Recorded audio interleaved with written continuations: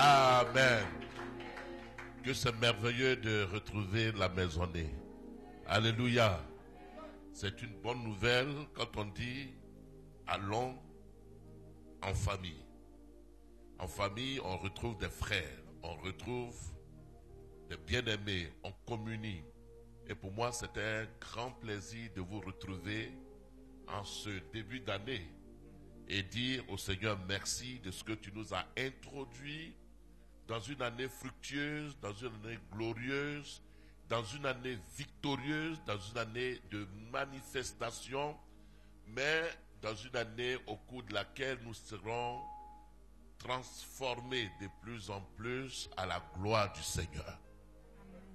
Ainsi, je veux vous saluer et vous souhaiter tous mes meilleurs vœux d'accomplissement des promesses de Dieu, de réalisation, de matérialisation, de manifestation de ce que Dieu a destiné à votre vie. Alléluia. Et que cette année soit pour toi une année où tu rends merveilleux témoignage des choses que tu vas vivre de façon extraordinaire. Des choses que Dieu a déjà prédestinées, dans lesquelles il va t'introduire et pour lesquelles tu as vécu jusque-là. Cette année est l'année de la révélation et de la manifestation de la glorieuse gloire de Dieu dans ta vie au nom de Jésus-Christ. C'est pourquoi tu vas lever les mains et dire merci Seigneur pour ces instants. Merci Seigneur pour ce moment précieux, ce moment glorieux. Merci Seigneur pour ce moment plein de vie. Oh, le ciel est d'accord que tu sois là ce soir. Le ciel est réjoui parce que tu es en train de participer à quelque chose qui va permettre l'accélération des choses dans ta vie. Père, nous te bénissons et te rendons tout honneur, toute gloire, toute excellence. Et te disons, nous voici ce soir pour savourer les oracles de ta parole, pour être affermis.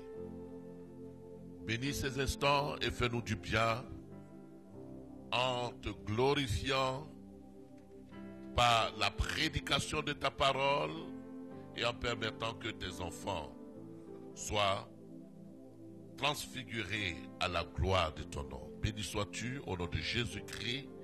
Nous mettons les 3 jours jusqu'au dimanche.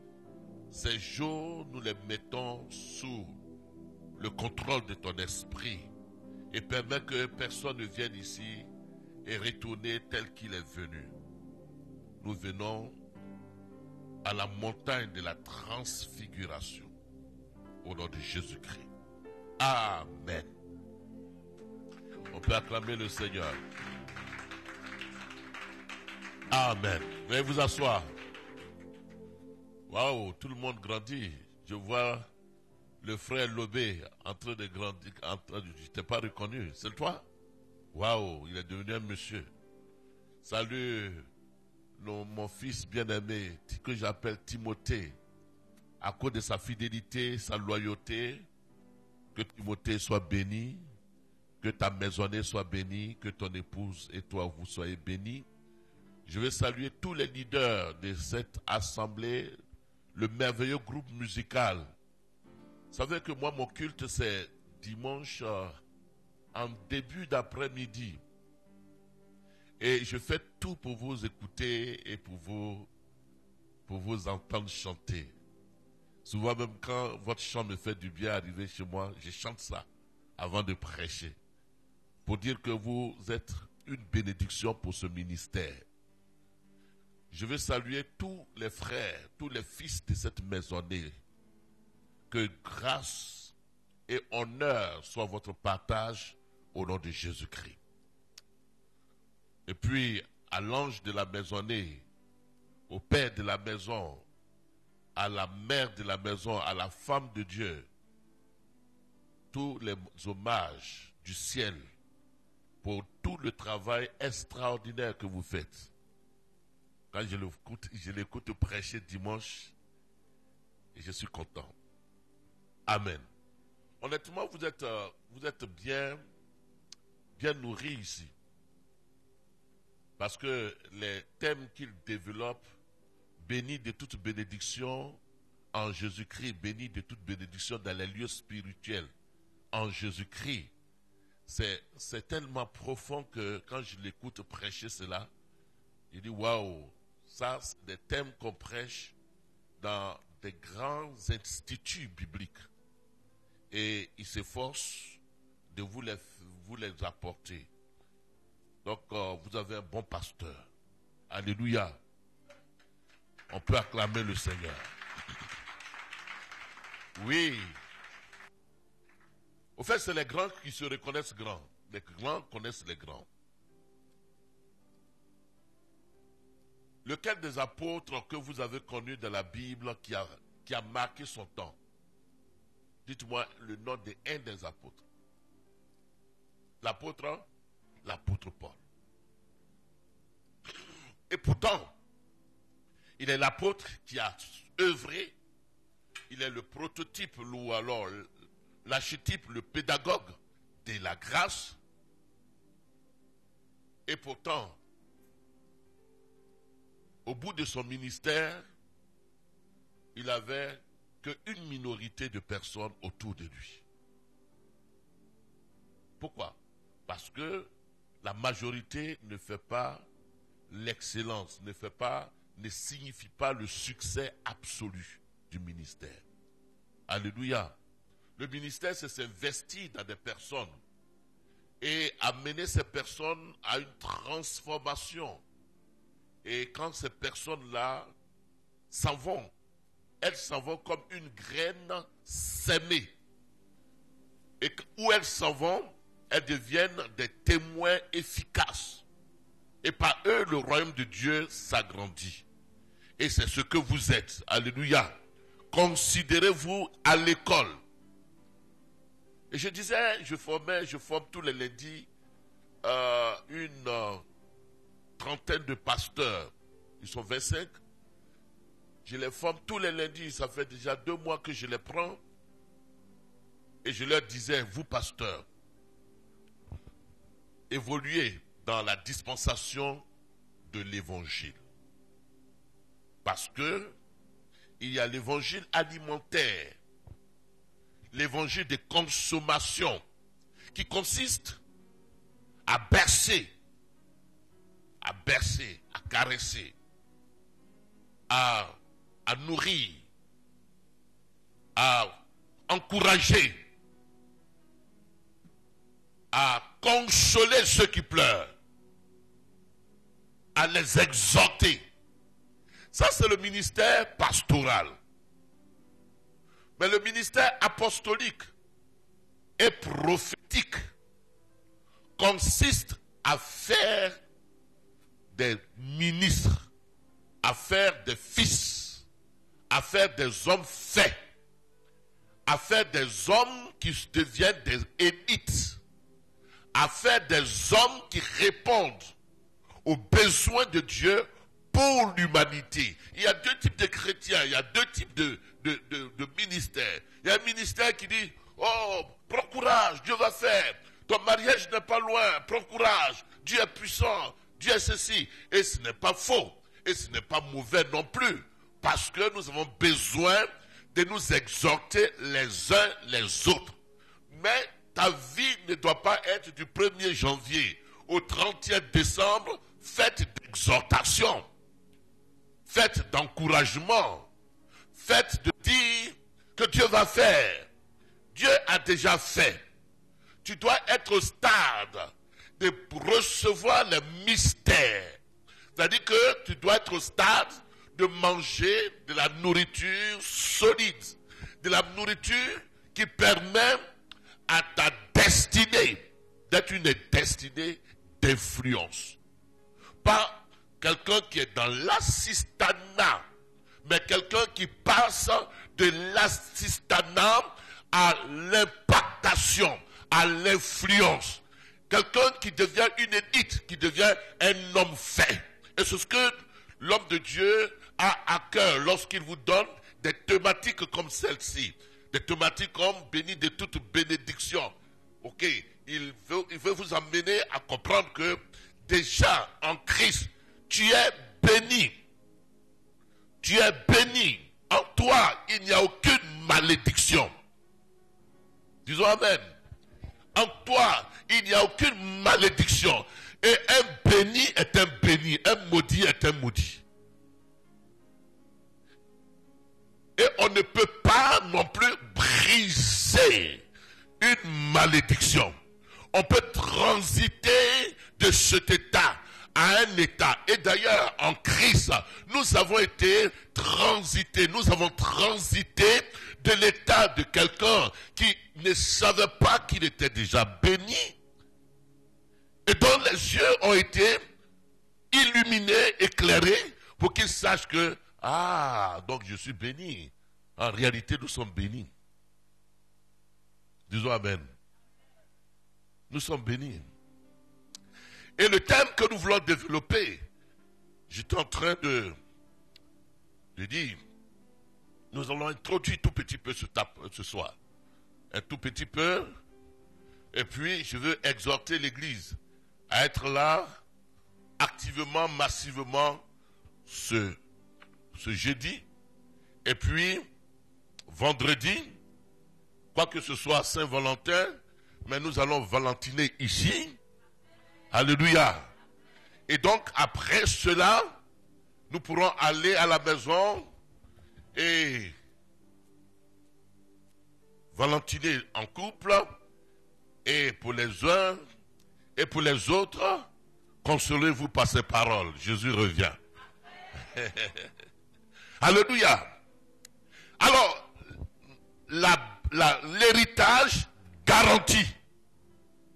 Il est question d'héritage garanti.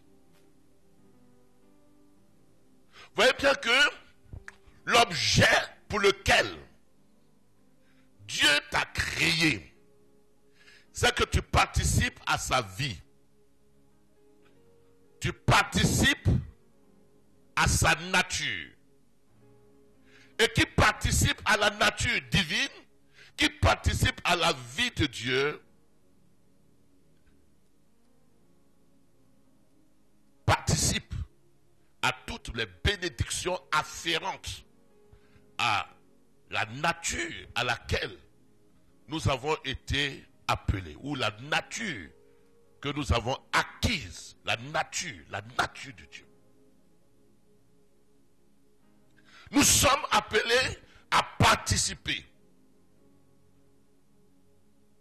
à la nature de Dieu. En gros, pour parler simplement, parlons-en doucement, parce que je vois qu'on est à l'école. Dieu n'est pas Dieu sans nous.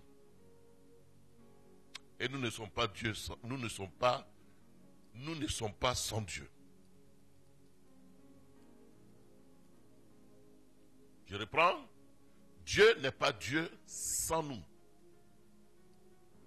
Et nous ne sommes pas ce que nous sommes sans Dieu. Dieu n'est pas Dieu sans nous parce que Dieu nous a fait à son image, selon son reflet. Nous sommes la projection des dieux. Nous sommes la projection des dieux. C'est-à-dire, quand vous prenez un appareil, ou alors quand vous prenez un miroir, quand le miroir est collé à la porte, s'il n'y a personne qui passe, il n'y a aucun reflet. Mais lorsque vous vous placez devant le miroir, c'est ce que vous êtes qui est projeté dans le miroir. Donc Dieu, il crée l'homme. Il a déjà dans sa pensée initiale de faire sa projection sur la terre. Comprenez cette base-là. Ce matin, ce soir, et puis on va y aller plus en profondeur parlant de l'héritage d'eux-mêmes. Comprenez-moi. Il est Dieu de par son essence, de par son existence. Il est Dieu. Dieu est Dieu.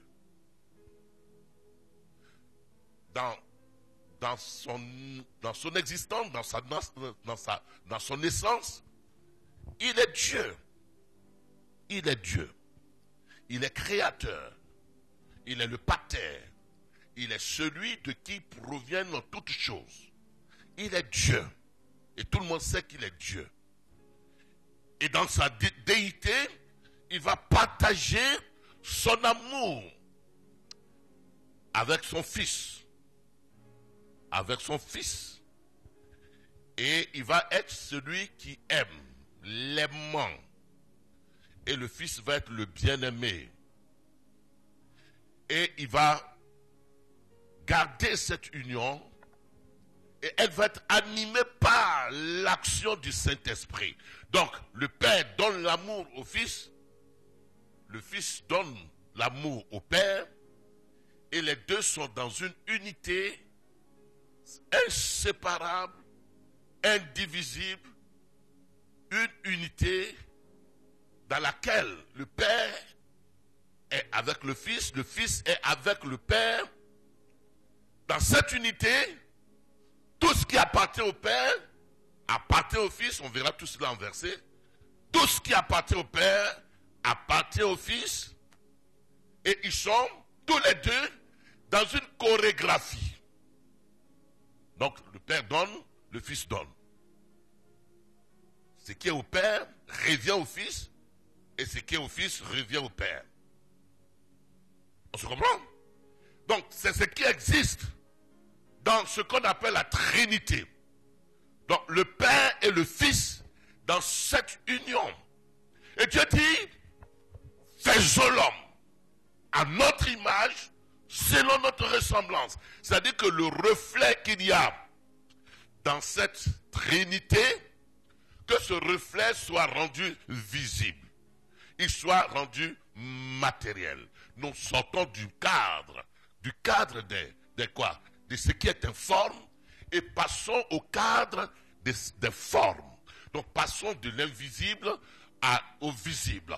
Passons du surnaturel au naturel. Passons de l'immatériel, matériel au matériel. Passons de ce qu'on ne voit pas avec les yeux et allons-y à ce qu'on peut voir de façon physique. De sorte que tout ce qui se passe dans cette unité, dans cette unicité, dans cette trinité, cela soit reproduit de façon visible. Donc Dieu prend l'initiative de créer Adam. Il prend l'initiative de créer Adam. Pour que Adam, qui est physique, puisse représenter le quoi? Ce qui n'est pas physique. Donc, il se projette. Et dans la projection, il va former un homme qu'on va appeler Adam, dont le nom signifie Adama. Adama qui signifie l'humain. De lui va sortir toute l'humanité. Adam veut dire l'humain, l'homme. Adama. Et de lui va sortir l'humanité. Mais le plan de Dieu, l'intention originale de Dieu, c'est que Adam soit le reflet de ce qui est invisible. Sachant que Dieu étant omniscient, sachant que Adam va échouer. On sait ça. Il sait toutes choses, non? C'est lui qui a créé. Donc il n'est pas surpris par la faute d'Adam. Il n'est pas surpris. Je ne vais pas entrer dans cet aspect. Mais l'objectif, c'est que Dieu puisse être manifesté visiblement. Et Dieu, dans le surnaturel divin, va placer un étendant dans le naturel. Et il va le placer dans le jardin mystique, dans le jardin d'Éden. Dans le jardin d'Éden. Dans le jardin des codes codifiés qui est Éden. Et il va dire dans le psaume 115 et au verset 16, moi, je règne dans l'invisible, mais je veux que le Fils de l'homme règne dans le visible. C'est pourquoi on va dire, le psalmiste va dire que Dieu a donné la terre au Fils de l'homme. Il a donné la terre au Fils de l'homme. Je ne sais pas, c'était pas trop prévu, hein, mais je vous introduis ça pour qu'on puisse arriver à la compréhension de ce que c'est que l'héritage. Donc l'homme va être la représentation de ce qui se passe dans la Trinité. Est-ce que vous voyez bien? On vous a déjà parlé de la Trinité, non? Hein? Dieu le Père, Dieu le Fils, Dieu le Saint-Esprit. Hein? Ok. Mais on ne pourra pas comprendre si il n'y a pas une forme. Là, on vous dit le ciel. Est-ce que c'est dans votre... C'est abstrait pour plusieurs. Dans votre imagination, le ciel, c'est comme en là-bas-haut. Pour celui qui n'a jamais été en Europe, c'est comme en là-bas-haut. Bon, heureusement qu'il y a les médias qu'on peut voir à la télévision, mais c'est comme en là-bas. Donc, c'est abstrait. Or, la volonté originale, c'est que Dieu communique avec l'homme. C'est que Dieu participe, l'homme participe à cette unité. Alors, quand Adam va chuter, on va revenir certainement là-dessus dans le cours de ce séminaire, Adam va chuter, Dieu dit, car Dieu a tant aimé le monde. C'est ça? Il a donné son Fils unique, Jésus-Christ, afin que quiconque croit en lui ne périsse point, mais qu'il ait la vie éternelle. Mais au fait, la terminologie, pasteur, de fils, je suis convaincu que quelqu'un est en train de dire, voilà Dieu, voilà son petit. Est-ce que ça ne vous vient pas souvent? Voilà Dieu, le vieux barbu, et voilà son petit.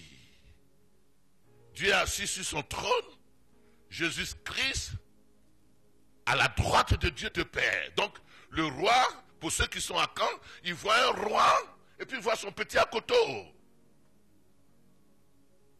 Mais en réalité, Jésus-Christ est parfaitement Dieu et parfaitement homme. On s'en va loin. Il n'y a pas deux. C'est un seul. Mais Dieu prend l'initiative de réapparaître aux hommes. De réapparaître aux hommes, d'apparaître aux hommes. Ou alors de réapparaître, parce que en Éden, il apparaissait. Mais de réapparaître aux hommes sous la forme de fils. Mais c'est Dieu.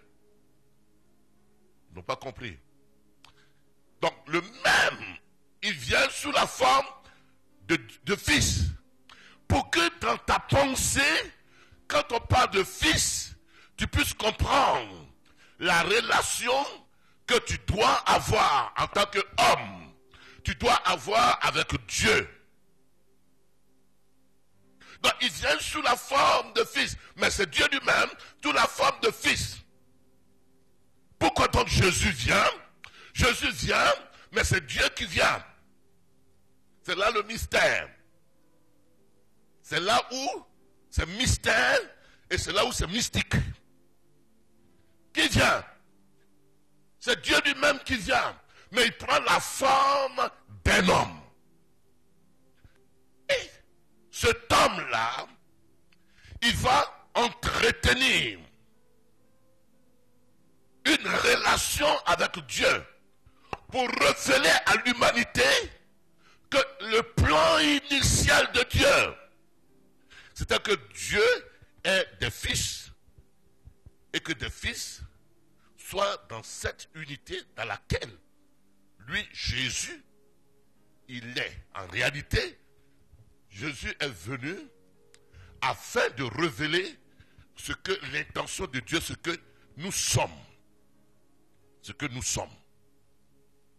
Donc si tu vois Jésus, c'est toi-même que tu vois. C'est toi-même que tu dois voir. Ils n'ont pas compris. Vous n'avez pas compris. Donc Jésus vient pour que l'homme réalise que Dieu a toujours voulu une relation entre l'homme et lui. Et Dieu prend une forme humaine. Il passe par, il est conçu par la vertu du Saint-Esprit dans le sein de Marie. Et puis, il va observer toutes les étapes que nous allons, nous aussi, entamer ou entretenir. Parce que le premier homme qui a été créé, il a été créé garçon. Il a été créé grand. Et il a échoué parce qu'il a été créé. Et il devait échouer parce qu'il était venu en tant que prototype, en tant qu'exemple, Et Dieu savait qu'il allait échouer. Mais quand il arrive, il vient créer. Or, le plan de Dieu, c'est que tu ne sois pas créé, mais que tu sois engendré. Donc Jésus-Christ n'a pas été créé. Et la race que Dieu attend, le type de fils que Dieu attend, c'est le type de fils qui est engendré, conçu par le Saint-Esprit, né de l'Esprit. Et quand il est né de l'Esprit, il va avoir un processus de croissance. Et dans le processus de croissance, c'est pourquoi il est dit dans Luc chapitre 2, verset 52, que Jésus-Christ croissait en quoi? En stature, donc en force. Il croissait en stature et en grâce devant Dieu et devant les hommes. Mais tout cela, c'était pour nous montrer comment Dieu voulait que nous puissions nous aussi agir ou vivre et grandir jusqu'à ce que nous parvenions au stade où Jésus, à 30 ans, mature, après avoir fait 3 ans et demi de ministère, il va mourir et puis il va dire tout est accompli. On se comprend? Donc tout ce que Dieu voulait se retrouve en Jésus-Christ.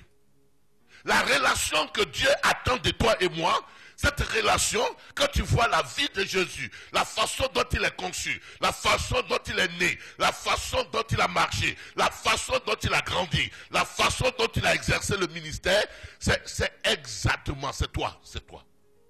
Mais c'est toi en modèle Jésus-Christ.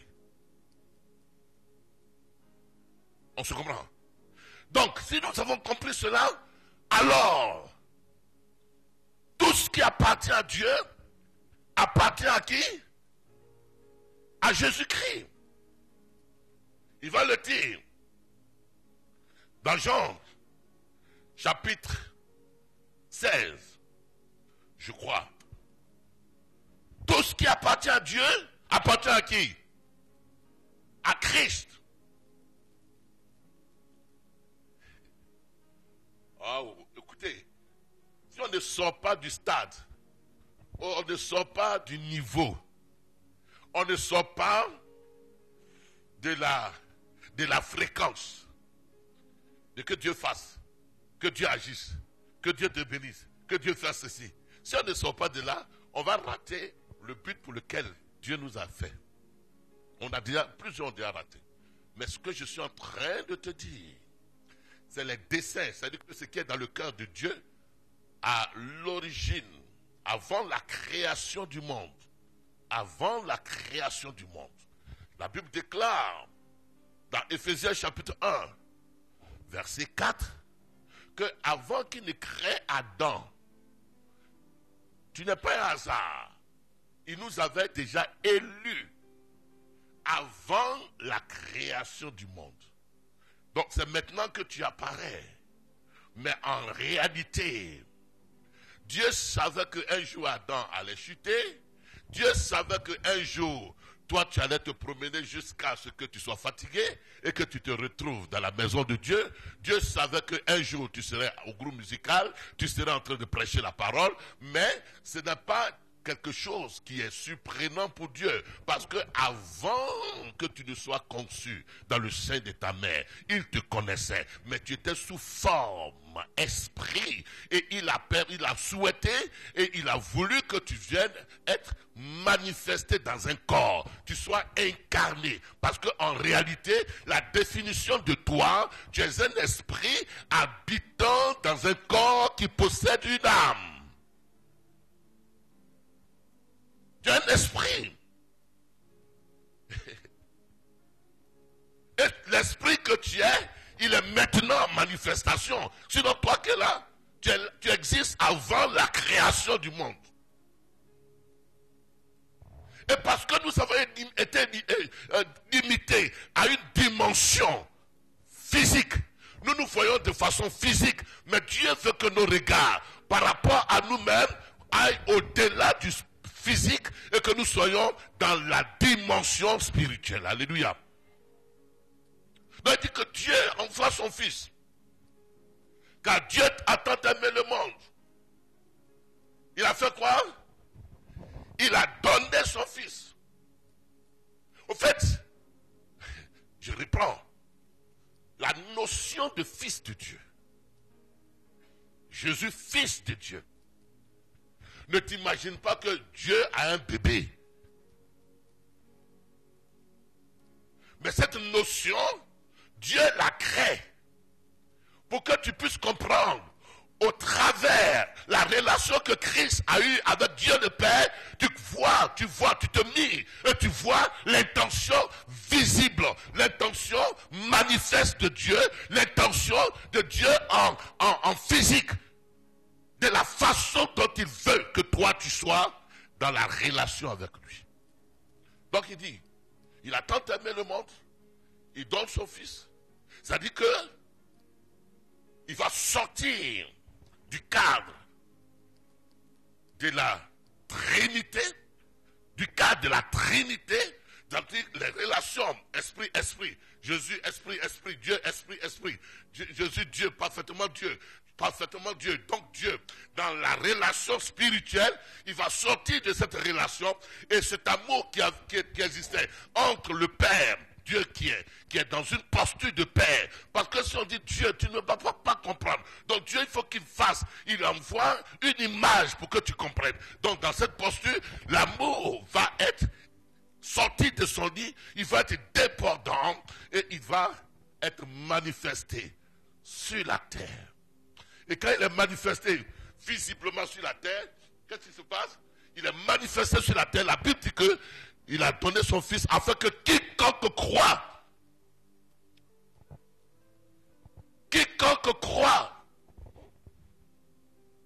mais quiconque croit comment encore?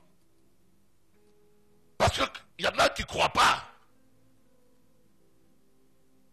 De la même façon, quand il a créé Adam, il a mis en lui le libre arbitre. Parce que la différence, c'est que Dieu ne nous a pas fait robot.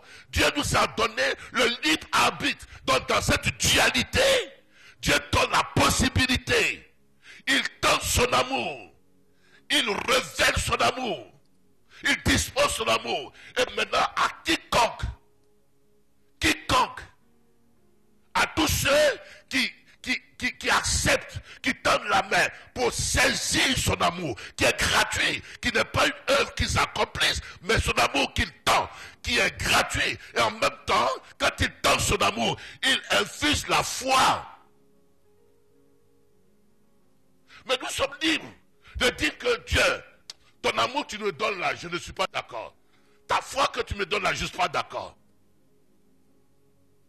Mais quiconque se laisse convaincre, quiconque accepte, il ne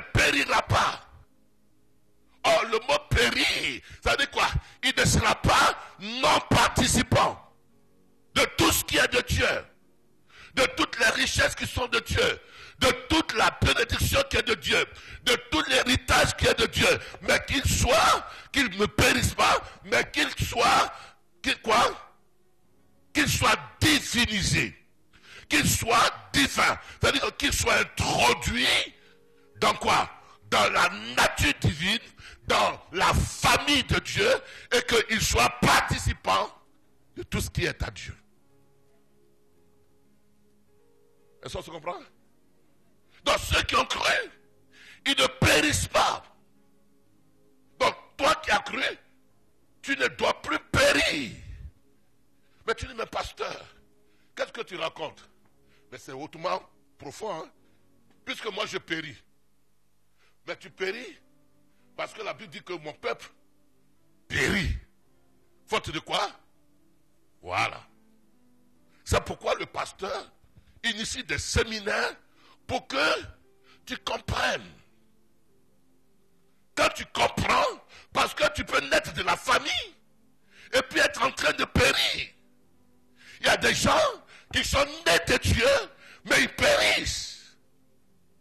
Il y a des gens qui sont chrétiens, si vous voulez que je dise ça simplement. Ils sont chrétiens et cependant, ils périssent. Mais quand Christ vient parce que les hommes étaient en train de périr.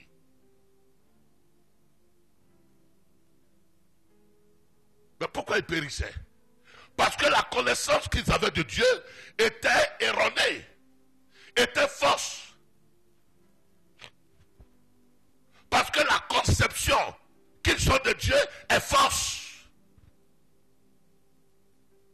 Ils sont dans une pensée distordue. Elle est fausse. Mais ça a commencé depuis Adam. La pensée de Dieu est fausse.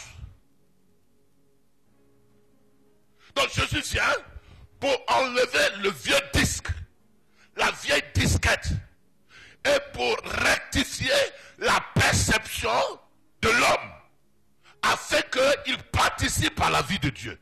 Il participe à l'amour de Dieu. Il participe à la bénédiction de Dieu. Il participe à tout ce qui est gloire de Dieu. La doxa. Mais Jésus vient éclairer. Il vient éclairer. Parce que Dieu peut avoir fait tout ça. Mais si tu n'es pas encore éclairé, tu vas mourir. C'est quoi? Oser dire que mon peuple est détruit parce qu'il nous manque quoi? Parce qu'il nous manque la connaissance.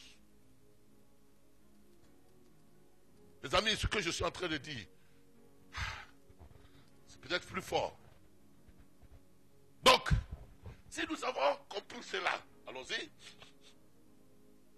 Excusez-moi. Il dit quoi? En Jean chapitre 16. Il dit au verset 12 d'abord. Il dit, j'ai encore beaucoup de choses à vous dire.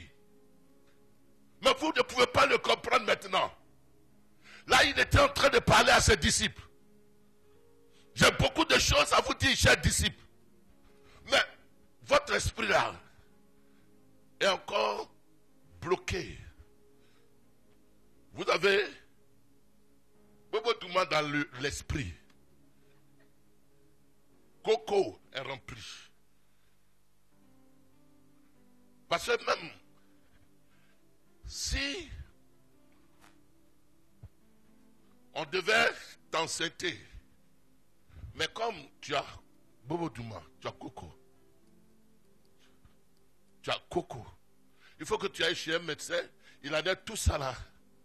Et puis, maintenant, ça peut passer. Donc Jésus est venu parce que là, au niveau de la pensée de l'homme, la pensée est distordue. De la même façon, la pensée d'Adam a été distordue. Il a vu Dieu autrement qu'il fallait le voir. Il s'est vu lui-même autrement que Dieu le voyait. Toute la génération, tous ceux qui sont venus après, toute la généalogie, tous ceux qui sont venus après, ils sont venus avec des pensées distordues. Dis Amen. C'est-à-dire que des pensées qui sont quoi? Distordues. Donnez-moi un mot faible, faible. Qui sont des pensées qui sont erronées, qui sont tordues, qui sont fausses. Tu vois pas? Quand tu regardes ton voisin, et puis tu le vois, il ne sourit pas, tu vas dire, voilà, c'est parce que il est en train de m'insulter. Hein? Il est en train de m'insulter.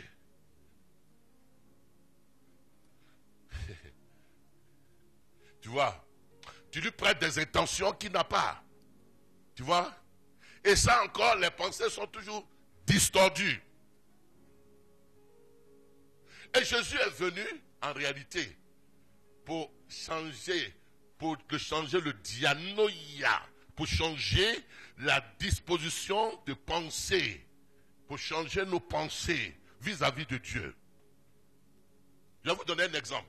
Dieu dit à Abraham, Abraham, prends ton fils, offre-le à Morija. Morija, ça veut dire la montagne où je vais l'enseigner, je vais l'instruire. Tu vois, non? De la même façon dont Anne a offert Samuel à Élie. Vous vous souvenez, vous connaissez la Bible, non?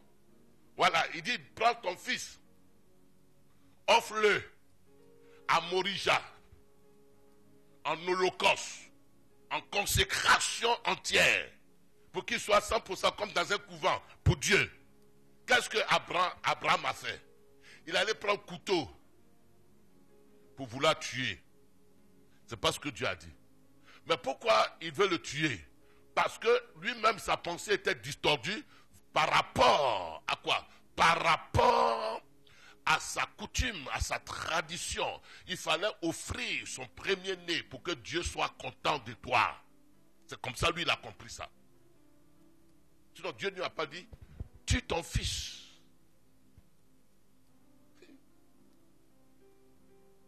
Est-ce qu'on se comprend?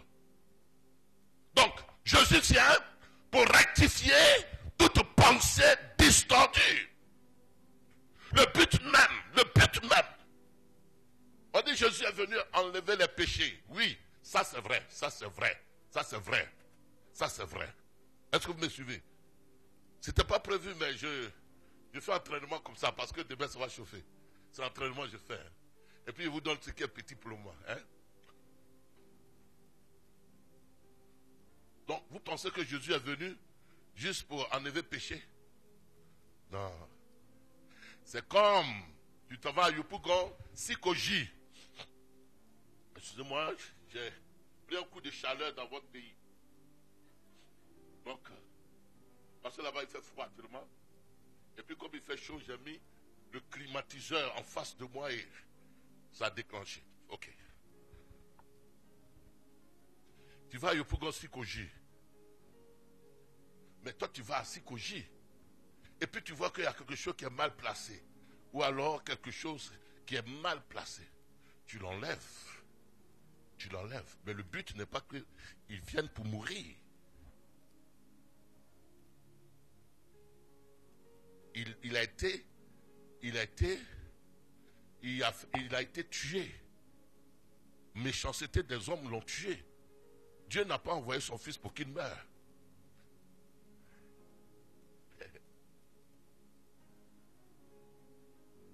Il n'est pas venu pour qu'il meure.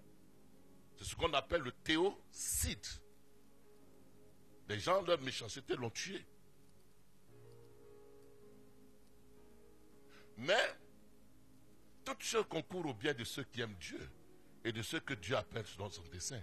C'est-à-dire que la planification des desseins méchants des hommes, Dieu se sert de ça pour se glorifier, pour renverser leurs intentions. C'est pourquoi dans le psaume 2, la Bible déclare que Dieu est sur son trône et Dieu rit de la méchanceté des hommes. Pourquoi? Parce que la preuve, chacun de nous est venu précipitamment à Dieu pour recevoir le salut, Parce qu'il y avait les sorciers qui le tuaient, ou il y avait une maladie qui le tuait, ou alors il y avait une souffrance, ou il y avait la pauvreté. Donc la pauvreté a été le moyen dont Dieu va se servir. Dieu va transformer la pauvreté ou la sorcellerie ou alors la maladie. Dieu va la transformer à ton salut. Parce que Dieu originalement t'avait déjà aimé. Et l'amour que Dieu avait, tu étais aveuglé. Tu vivais la belle vie. Tu faisais ce qu'il ne fallait pas faire. Et donc, tu as attaqué une maladie, tu as attaqué des situations. Mais comme l'amour de Dieu est tellement pressant dans son cœur, pour toi, il s'est servi des situations qui sont des situations qui étaient malheureuses pour les transformer en des situations bienheureuses. C'est pourquoi je veux dire à toi que ce soir, puisque tu es dans le plan de Dieu, tu es dans le dessein de Dieu, tu es dans la préséance de Dieu, tu es dans la prédestination de Dieu, je dis que toute situation, elle va concourir soit à ta conversion, soit à ta quoi, soit à ta maturité spirituelle, soit à ta consécration. Parce que la Bible déclare que toute chose concourt au bien de ceux qui aiment Dieu, mais ceux qu'il a appelés selon son plan. Et tu fais partie du plan de Dieu. Bien-aimé, ne sois pas dans la tristesse, ne sois pas dans la peine, ne sois pas dans les pleurs. Parce que Dieu va transformer cette humiliation en sujet de gloire. Dieu va transformer cette situation en sujet de témoignage. Dieu va transformer cet échec en sujet de glorification de son nom pour que tu puisses raconter sa fidélité et sa bonté. Pourquoi? Parce que tu es la bien-aimée de Dieu avant même que tu sois en Christ. C'est pas parce que tu es venu en Christ que Dieu t'aime. Dieu t'avait aimé. Il avait mis tous les signes pour que tu puisses comprendre. Mais tu ne comprenais pas. Parce qu'il y avait l'abondance. Il y avait un gars qui voulait te prendre en mariage. Donc tu n'avais pas d'oreille. Tu avais des projets. Tu n'avais pas d'oreille. Dieu t'a révélé des choses. Même dans le songe. Tu n'avais pas des yeux et d'oreilles pour comprendre le plan de Dieu, le dessein de Dieu. Et les situations te sont arrivés en parcours de chemin. Ce n'est pas un hasard. Dieu prend ces situations, il dit voilà l'occasion où je vais mettre devant son chemin un pasteur qui va lui prêcher l'évangile. Et à l'issue de la prédication, il va être amolli dans son cœur, il va accepter et il va entrer de nouveau dans le plan duquel il était en train de se dévier. Dis Amen. Donc Jésus vient pour nous ouvrir les yeux. Jésus vient pour faire quoi? Pour nous ouvrir les yeux. Vous savez pourquoi il est mort? Ils l'ont tué. Dieu dit, ah c'est bien. Dieu dit c'est bien. Ils l'ont tué. Les Juifs l'ont tué. La méchanceté du cœur des hommes l'ont tué.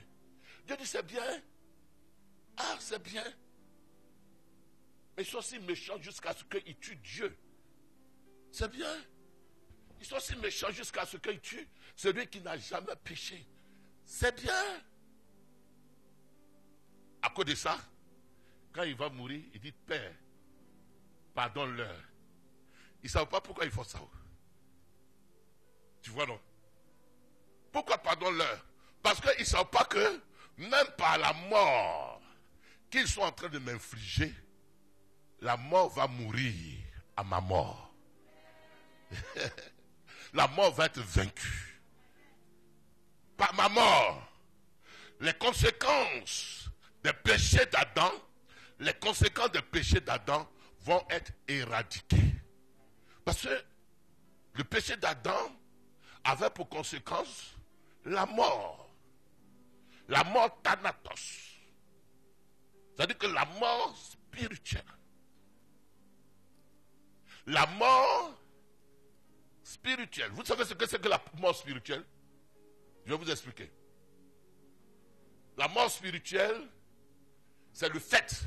Non, on peut être dans l'église et puis je dis des choses, comprenez-moi. Dieu veut que, lui, il est l'ampoule qui est là. Que tes yeux soient focalisés sur lui. Quelles que soient les situations, quel que soit le temps, quelles que soient les saisons, que tes yeux soient fixés sur lui. Que lui seul. Que lui seul. Maintenant, quand tu détournes tes regards et puis tu les fixes ailleurs, tu t'es détaché de Dieu. Tu t'es déconnecté de Dieu. Et le péché d'Adam, ce n'est pas une affaire de la manger pomme. Le péché d'Adam, c'est qu'il a marché avec Dieu jusqu'à... Il marchait avec Dieu jusqu'à... Et à un moment, il dit, je regarde toujours l'affaire de Dieu là. Est-ce que... Si je regarde ailleurs, je ne peux pas être comme Dieu. Il a détourné son regard. Est-ce que ça ne vous arrive pas? Souvent, tu es chaud à l'église. Tu es chaud dans les jeûnes. Tu es chaud dans la prière. Et puis à un moment donné, alors que tu regardais la face de Dieu, tu détournes la face de Dieu et puis tu regardes ailleurs. Regarder ailleurs, là, ça ne veut pas dire que tu regardes juste pour venir, hein, mais tu regardes ailleurs parce que tu penses que la priorité c'est ailleurs. La passion par excellence c'est ailleurs. La joie par excellence ça va venir ailleurs. Et quand tu les détournes de Dieu pour chercher la joie ailleurs, le bonheur ailleurs, tout ce que tu veux ailleurs, c'est ce qu'on appelle péché, mort spirituelle. Tu t'es déconnecté de Dieu. Et depuis Adam, toute l'humanité est déconnectée de Dieu. Il y a eu ce qu'on appelle le séparatisme de Dieu dans la pensée des uns et des autres. Tandis que Dieu ne s'est pas séparé de toi, mais l'homme, dans sa pensée, il s'est séparé de Dieu. S'il est là, faites-moi signe. Dans sa pensée, il s'est séparé de Dieu. Est-ce qu'on se comprend ce matin, ce soir?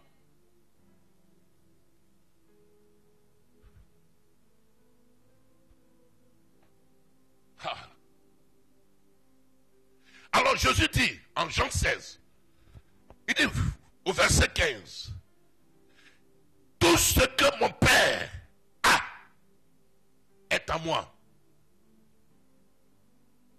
Mais quand il dit ça, il ne dit pas ça par rapport à lui seul. Il ne dit pas ça par rapport à lui seul. Il dit ça par rapport à tous ceux qui croiront en lui et qui s'approprieront de lui tout ce qu'il a déclaré. Donc tout ce que Jésus a fait, c'est pourquoi quand nous convertissons, nous recevons l'Esprit sans mesure. Nous le recevons, le même esprit qui était en Jésus et il faisait des miracles, c'est le même esprit qui vient en nous, pas à moitié. La même qualification qui était en Jésus, c'est la même qualification de quelqu'un qui est saint, qui est sans péché, c'est la même qualification, la même nature qui nous est attribuée.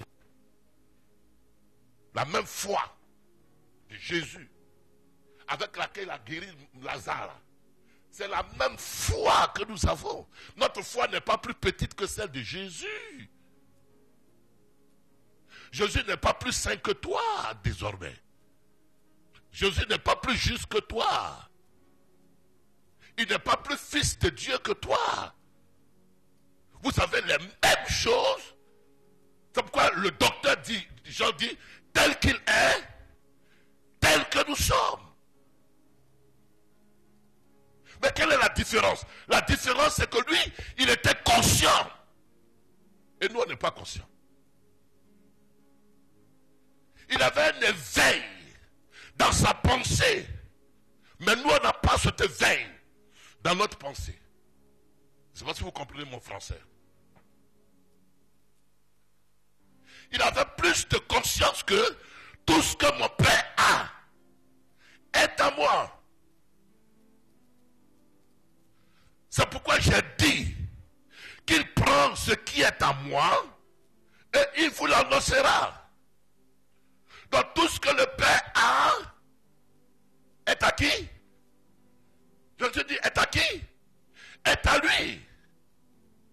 désormais, il voudra que nous voyions les choses comme lui les voit. Nous parlions le langage comme lui le parle. Mais c'est facile, c'est pas facile. Hein? C'est pas facile parce que il y a une barrière qu'on appelle l'âme. Ce que je suis en train de dire, c'est une science très profonde. Il y a une barrière qu'on appelle l'âme. L'âme là, parce que toi tu es corps, esprit et âme. L'âme là, la coutume de Bété est rentrée trop dedans. La coutume de Dida est rentrée trop dedans. La coutume de l'ivoirité est trop rentrée dedans. La coutume de quelqu'un qui a souffert dans sa vie est trop dedans.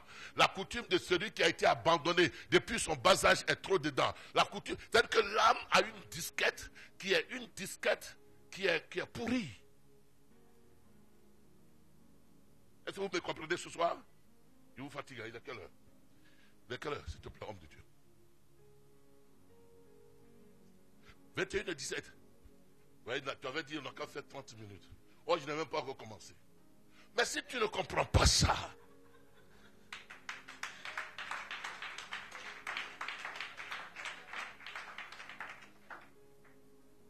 vous acclamez le Seigneur, mais vous acclamez le pasteur qui a dit 17. Mes amis, c'est pourquoi je dis que affaire de Dieu là, ce n'est pas une affaire de dire Dieu va faire, Dieu va te bénir.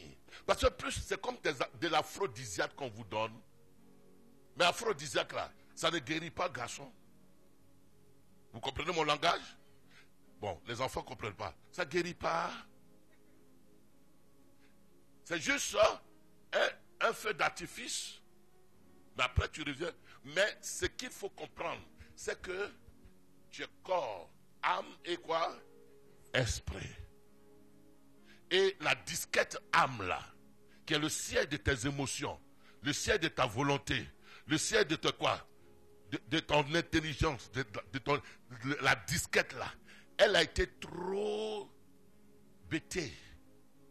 Dida, enfant de malheureux, enfant souffrant. Et elle a du mal à comprendre que Christ est en lui. C'est pourquoi Dieu envoie le Saint-Esprit. Le rôle du Saint-Esprit, c'est de venir faire ministère où? Dans ton âme. Dans ton âme. Le ministère du Saint-Esprit, très bien. Vous comprenez déjà. On dit, reçois le Saint-Esprit, l'onction est sur toi. Mais les mêmes qu'on dit l'onction est sur eux, ils tombent là. Est-ce qu'ils sont encore là l'année prochaine? Ils ne sont pas là. Parce que l'onction vient sur toi, mais s'il ne travaille pas en toi, tu ne peux pas changer. Or, l'objet, c'est que tu sois transformé à l'intérieur. C'est de ton intérieur que tu apparais en surface. Donc, ce soir, je suis venu vous dire que Jésus-Christ est venu afin de vous révéler la relation que nous devons avoir avec Dieu. Dans toute sa relation, il a dit parfois, Père, je ne fais rien de moi-même, par exemple. Donc il veut aussi que nous comprenions que nous ne pouvons rien faire de nous-mêmes. Dans sa relation, il dit, Père, je te rends grâce de ce que tu m'exauces toujours. Il veut que quand nous prions, notre prière soit avec assurance et certitude que Dieu nous exauce toujours. Il veut que nous imposions les mains et que notre imposition de main, nous soyons sûrs que l'imposition de main opérera des miracles. Alors ce soir, tout ce qui est à moi, tout ce qui est à mon Père est à moi. Et donc demain, il faut être là. Il faut être là parce que il y a un morceau qui est dedans. Et quand vous allez comprendre ce morceau-là, vous allez voir que vous n'êtes plus la même personne. C'est pourquoi la Bible dit que si quelqu'un est en Christ, En fait, il veut dire, étant donné que vous êtes en Christ, vous n'êtes plus la même personne. Vous êtes une nouvelle créature. Les choses anciennes sont passées. Le vieil homme est passé. La nature adamique est passée. Vous êtes désormais revêtu de la nature divine. Vous êtes divinisé. Vous partagez la même nature que Dieu. Vous partagez la même nature que Dieu. Vous partagez la même bénédiction que Dieu. Vous partagez la même gloire que Dieu. Vous partagez la même quoi encore? Vous partagez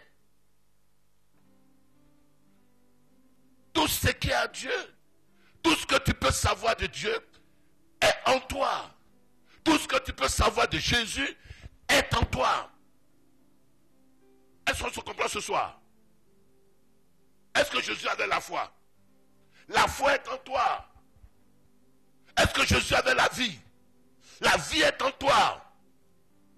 Est-ce que Jésus avait la puissance? La puissance est en toi. Et puis par-dessus tout, on va voir pendant ces 2 jours que nous sommes avec lui des co-héritiers. Or, on ne peut pas parler d'héritage de quelqu'un de qui tu hérites si tu ne portes pas son nom. Si quelqu'un veut être héritier de Dakouri, il doit s'appeler Dakouri Tan. Il n'y a pas d'héritage légal qu'on peut te concéder si tu ne portes pas ma filiation. Si tu n'es pas mon sang, ou alors si je n'étais pas adopté, si légalement tu ne réponds pas de mon identité, de ma nature, de mon nom. On se comprend? C'est pourquoi Jésus vient, il dit, je ne vous appelle plus serviteur, je vous appelle mes frères. Et il est devenu notre frère. Pour que nous puissions être co-héritiers.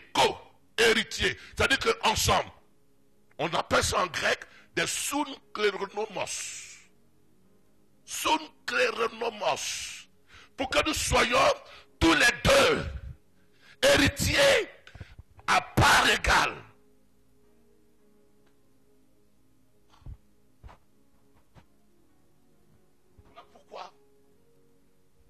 Il a plu à Dieu de faire de nous enfants de Dieu. Dis Amen. Car à tous ceux qui l'ont reçu, il leur a donné quoi? Le pouvoir de devenir des technomes de Dieu. Or, le mot technome, c'est-à-dire que des enfants de sang. Des enfants qu'on va les faire ADN. On trouve des germes en lui. Donc quand on nous prend, on fait ADN de nous. Et puis on fait ADN de Jésus-Christ. Et puis on fait ADN de Dieu. Le laboratoire va dire que quoi? Ce sont des mêmes frères de la même famille. Par conséquent, le ciel et la terre doivent capituler devant leur droit d'héritage. Puisque la création, c'est Dieu qui les a faites, n'est-ce pas? Les animaux, c'est pas Dieu qui les a créés. Tout ce qui existe, c'est pas Dieu qui a créé. Maintenant, nous, on est les enfants de Dieu. Donc, ils nous reconnaissent comme les princes, les princesses. L'argent appartient à qui? À Dieu. Donc, l'argent va dire, ça c'est des princes. Vous voulez que je vous donne un dernier morceau? Comment il s'appelle? Simon Pierre. Luc chapitre 5. Vous savez ça, non? Luc chapitre 5, c'est ça? Luc chapitre 5. Simon Pierre, il est un professionnel de la pêche. Luc chapitre 5, verset 1 et suivant. Il s'en va pêcher toute la nuit. Est-ce qu'il a pris poisson? Dites-moi, est-ce qu'il a pris poisson? Vous savez pourquoi il n'a pas pris poisson? Parce qu'il n'était pas encore conscient de son identité d'enfant de Dieu. Mais quand Jésus vient, écoutez-moi bien, ça c'est vraie parole, hein. Vous ne pensez pas qu'il y a autre chose derrière. Quand Jésus vient, il dit, est-ce que vous avez péché? Il dit non, nous avons péché toute la nuit sans quoi? Rien prendre. Sans rien prendre. Donc Jésus dit, faites quoi? Vos filets. Jetez vos filets. Pierre a jeté un filet, il n'a pas la foi, laisse-le. Mais il a jeté un filet. Mais il dit, jetez vos filets. C'est Jésus qui a donné l'ordre, non? Qui a créé les poissons? C'est Dieu. Jésus est fils de qui? Jésus est qui encore même? Il est Dieu. Donc, quand il jette filet là, lui comme il est Dieu là, les poissons savent que le Créateur a parlé, donc ils doivent obéir.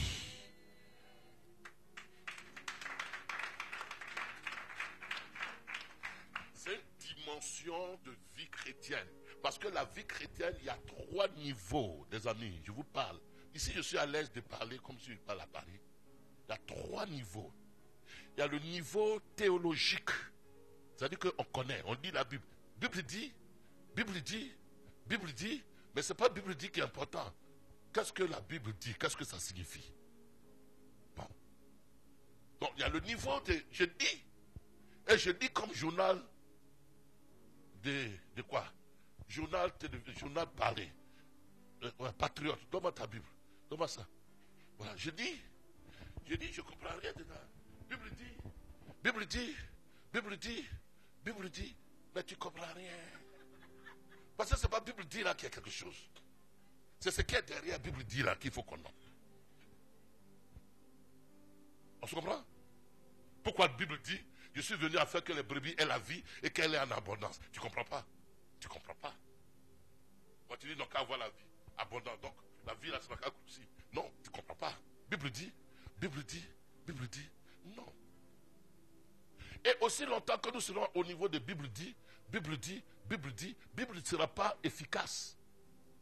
Maintenant, quand tu as appris, ça c'est au niveau de la connaissance de la Bible dit, il faut aller au niveau expérimental. C'est-à-dire que ce que la Bible dit là, tu es revêtu de ce que la Bible dit. Tu es la Bible dit en personne. Tu es la personnification de la Bible dit. Tu es la Sainte Bible même. Et les gens lisent en toi la Bible. Quand ils cherchent Dieu, ils te voient. Quand ils cherchent l'amour qui est dans la Bible, ils voient ça en toi. Quand ils cherchent la consécration et la sainteté, ils voient ça en toi. Quand ils cherchent quoi, la paix, ils trouvent ça en toi. Toi-même, tu es devenu Bible. Et jusqu'à ce que tu prêches, s'ils n'ont pas compris, maintenant c'est là que tu parles. Il ne faut pas parler. Il faut prêcher. Et puis quand la prêche n'a pas suffi, tu parles. Tu as compris ma fille? Tu prêches jusqu'à ce qu'ils comprennent. Et quand ils n'ont pas compris, tu fais quoi? Tu parles. Donc toi-même tu es devenu Bible dit.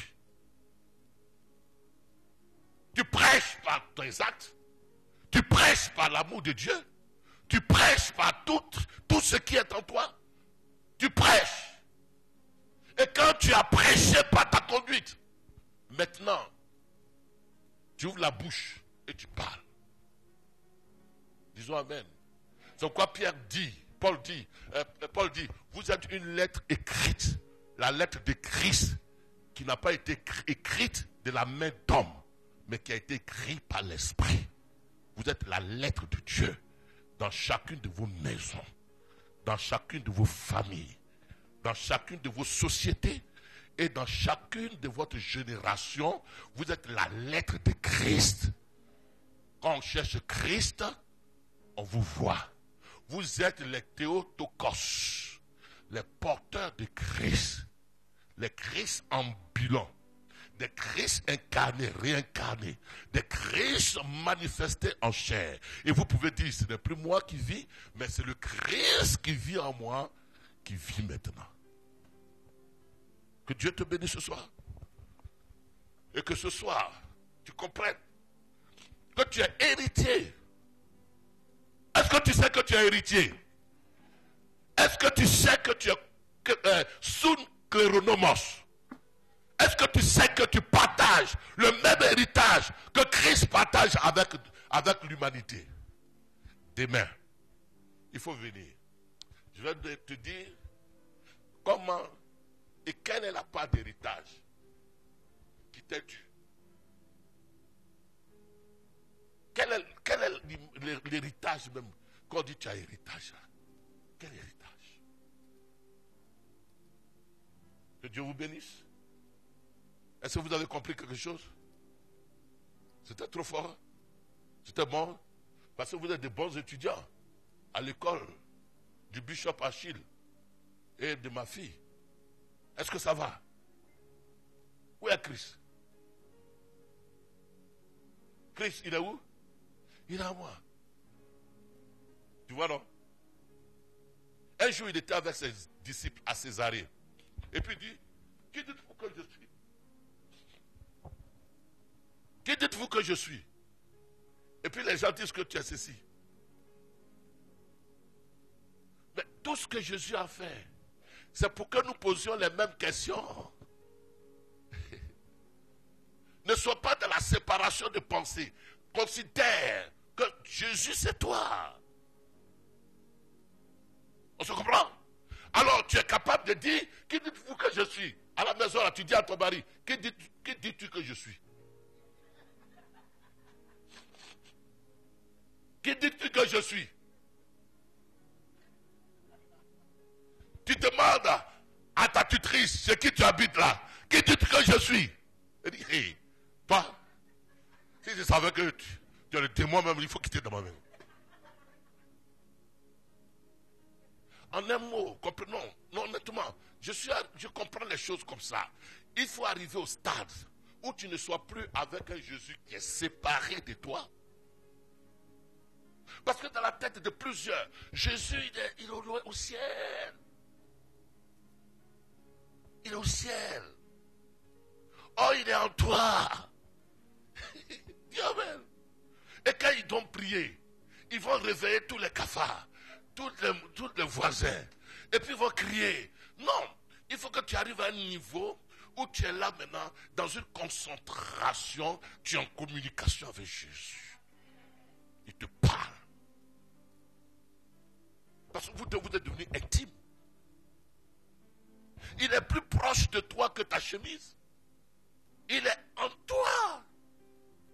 Vous êtes fusionnés. Là, quand je suis venu, j'ai dit, je vais dire quoi même? Il a dit 30 minutes. On n'a pas fait 2 heures. C'est lui qui parle. C'est Christ qui parle.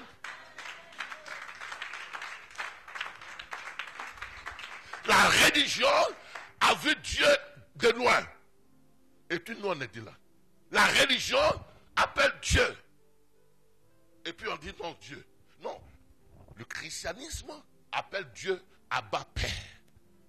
Mon Père. C'est plus proche. Père. Et demain je vais vous expliquer pourquoi on dit Dieu Père. Mais tu vois, homme de Dieu, c'est difficile ici parce qu'on appelle tout le monde Père. On appelle tout le monde Père. C'est pourquoi c'est compliqué à comprendre. Chez les Romains, tu ne peux pas appeler quelqu'un Abba, ou tu ne peux pas appeler une femme Ama, si elle n'est pas congénitrice, c'est ça? Vous n'êtes pas quoi? Elle n'est pas ta génitrice, ou il n'est pas ton géniteur. Moi, je suis trop gentil. Je vais à Paris, je dis à ma directrice, j'étais professeur, je dis à ma directrice, merci maman, merci. Ah non, monsieur Dakouri, je ne suis pas votre maman. Bonjour maman. Maintenant, comme je suis pasteur, je vois les collègues, ma fille, monsieur Dakouré, quand même. Je ne suis pas votre fille. Ah non, quand même, arrêtez. On est dans des formations. Donc on appelle tout le monde papa, maman, papa, maman. Mais papa là, ça veut dire que celui qui t'infuse la vie qui est en lui, tu es le reflet de celui que tu appelles papa. Or, toi, ton papa, on le trouve dans une cave. On le trouve dans une boîte de nuit. Et puis tu dis, papa, tu veux prendre encore deuxième bien, troisième bien, quatrième bien. Papa, il est là à la psychologie, il marche comme ça. Papa, non, il n'est pas papa, il est monsieur. Mais notre tradition a papaté tout le monde. Notre tradition a mamonné tout le monde. Oh, papa, c'est celui de qui tu proviens. Celui qui t'a infusé un paradigme de vie, une façon de vivre. Il t'a amené à découvrir la vie. Il t'a amené, c'est encore du père spirituel. Il n'est pas ton père spirituel. L'autre pasteur n'est pas ton père spirituel. Tu peux l'appeler pasteur. Mais papa, c'est un terme bibliquement qui est plus intime. C'est que tu as reçu de lui et tu es fait par lui.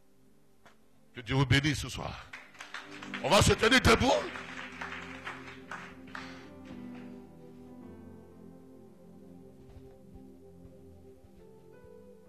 C'est pourquoi le Saint-Esprit dit à notre esprit, Abba Père. Il dit, Daddy. Lève la main. Réjouis-toi. Le Père que tu as est plus grand que tous les pères. Le Père que tu as, il est celui qui connaît le soupir, le battement de ton cœur. C'est pourquoi Dieu dit, parce que Dieu a les deux côtés. Il a le côté maternel et le côté paternel. Et quand il parle de ses entrailles maternelles, il dit, une femme oublie-t-elle l'enfant qu'elle allait? C'est ce qu'il parle en tant que maman. Moi, je ne t'oublierai pas. Avant qu'il te donne l'héritage, il veut que tu croisses. Et demain, nous allons voir que Dieu m'aide à comprendre ça, à dire ça. Aussi longtemps que l'enfant, que l'héritier, il est népios, il ne diffère rien d'un esclave. Quoique étant maître de tout. Pourquoi tu n'entres pas dans ton héritage? Parce que tu n'es pas conscient que tu as un héritage. Parce que tu es encore népios. Parce que tes regards ne sont pas focalisés sur lui. Alors ce soir, pendant 1 minute, oublie les problèmes que tu as. Lève les regards, pas sur l'homme, mais mets-les sur Christ, sur Dieu, le pourvoyeur. Vois-le. Vois-le. Il est le maître de tout. Il est le pourvoyeur. Par lui, tu peux tout. Je peux tout par celui qui me fortifie. Il est l'Éternel, mon berger, qui ne manque, par qui je ne manquerai de rien. Mes yeux sont sur toi, Seigneur. Enlève les yeux sur tes problèmes. Ça, c'est le péché. Mais focalise-les sur Dieu. Parce que si tu as créé femme, c'est parce qu'il sait que tu dois te marier. Si tu as créé garçon, c'est parce qu'il sait que tu vas te marier. Si tu as mis dans ce pays, c'est parce qu'il sait que ta nourriture peut sortir de ce pays. Tu ne manqueras de rien. Ne promène pas tes regards inquiets. Aucun homme ne peut faire quelque chose, aucun parent. Alors ce soir, dis-lui, Seigneur, mes yeux sont sur toi. Tu es mon Père. Tu es Abba Père. La source de toutes mes ressources. Tu es Abba. C'est de toi je viens. Et de toi viennent toutes mes ressources. Tu es mon géniteur spirituel. Je suis né de toi. Je porte les germes de toi. Je porte ta semence en moi. Et demain nous verrons que parce que tu portes sa semence, tu as un droit légal de réclamer ton héritage. Héritage spirituel, héritage des choses inférieures, des richesses inférieures. Seigneur, nous te bénissons pour ce privilège que tu nous as fait d'être enfants de Dieu. Plus précieux que tu es pour nous. Nous sommes fils, nous sommes filles de Dieu. Nous t'appartenons. C'est toi qui nous as amenés sur cette terre. Et ce soir, je suis réjoui que je sache que tu m'aimes. Je suis réjoui que je sache que ton amour pour moi n'est pas conditionnel. Que tu ne m'exiges rien pour m'aimer. Même je suis dans la boue, tu m'aimes. Même je suis tombé, tu m'aimes. Même je suis riche, tu m'aimes. Même je suis dehors, tu m'aimes. Tu m'aimes toujours. Je vais me réjouir ce soir de ton amour. Ah, je pensais que ma parenté était la parenté terrestre. Et que je n'avais pas de famille. Mais ce soir, je réalise que je suis dans une famille théandrique. Une famille visible, une famille invisible. Les anges nous entourent, c'est notre famille. Oh, je suis content. Je t'aime de l'amour du Seigneur. Je t'aime. Tu as compris? Moi, j'ai expérimenté l'amour de Dieu. Donc, je ne peux que te donner ce que j'ai expérimenté. Ceux qui ne t'aiment pas là, ceux qui ils ne savent pas que Dieu les aime. Waouh! Servant de Dieu, sois béni. Il n'y a pas plus qui t'aime que Dieu. Tu es au cœur de Dieu. C'est pourquoi quand tu es en train de dévier, son cœur n'est pas contre toi. Il est en colère contre la situation qui t'amène à dévier. Et son amour ne finira pas pour toi.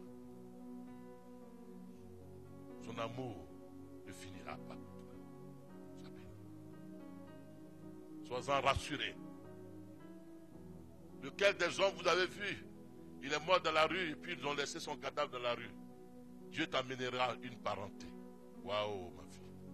Laisse-moi te saluer. Dieu t'amènera plus qu'un père, plus qu'un frère, plus qu'un parenté. Il t'inclut dans une famille dynamique qui est la famille de Dieu. Oh, mon frère, sois béni. Je t'aime de l'amour du Seigneur. Waouh. Mon cœur s'attache à toi.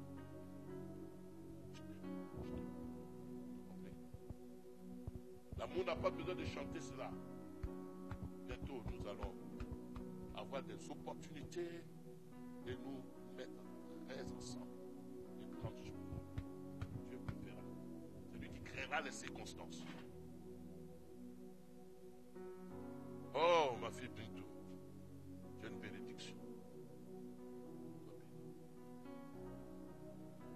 Il ne t'abandonnera pas, quels que soient les temps et les saisons, quelles que soient les circonstances. Ta destinée là, elle ne dépend plus de toi, de lui qu'elle dépend. Sois béni. Maman, salue-moi. Femme, salue-moi. Invisible aux yeux des hommes, mais visible aux yeux de Dieu. Ses yeux ne s'éteignent jamais. Alors que toutes les larmes de tes yeux, parfois, elles sont inarrêtables. Mais son esprit vient te dire, je suis là. Je suis là. Je suis là. Je suis là. C'est pourquoi le psalmiste dit, je ne mourrai pas, je vivrai. Et je raconterai les œuvres de l'Éternel. Sois fortifié. Sois fortifié, ma fille. Sois fortifié, Gaston. Sois fortifié. Seigneur, merci pour ce peuple. Merci parce que tu nous rassures, que tu nous aimes. Tu nous rassures que tu as porté nos péchés. Tu nous rassures que nous sommes introduits dans ta famille. Tu nous rassures que nous t'appartenons. Que rien ne pourra nous séparer de toi. Ni la mort, ni le péché, ni quoi que ce soit. Rien. Parce que pour nous, tu as vaincu. Seigneur, merci. Au nom de Jésus-Christ, notre grand frère, nous avons prié et nous sommes exaucés. Est-ce qu'on peut acclamer le Seigneur?